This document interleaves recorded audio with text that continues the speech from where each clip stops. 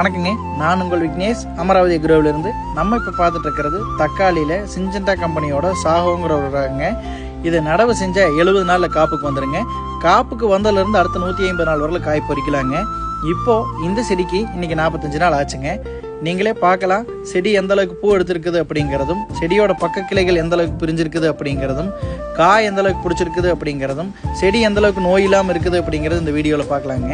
இப்போது இந்த செடிக்கு நம்ம என்ன ஸ்ப்ரே கொடுத்துருக்குறோம் அப்படின்னா, லேட் பிளைட் மற்றும் இயர்லி லேட் பிளைட்டை கண்ட்ரோல் பண்ணுறதுக்காக ட்ரைஃப்ளாக்சிஸ்டோபின் ப்ளஸ் டெப்புகானசோல் 1 லிட்டருக்கு 1.5 கிராம் ஸ்ப்ரே கொடுத்துருக்குறோங்க.